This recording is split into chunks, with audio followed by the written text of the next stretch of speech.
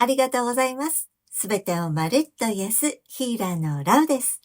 本日の動画は紫外線によってダメージを受けてしまった細胞をヒーリングいたします。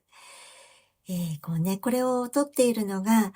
4月なんですけれども、だんだん年々、暑くなるのも早いですし、日差しもね、強くなってしまって、日に当たるっていうのはとっても気持ちがいいんですけれども、その反面、細胞を傷つけてしまうっていうこともあります。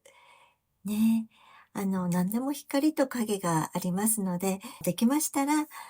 その意識の方向を、日に当たってしまって、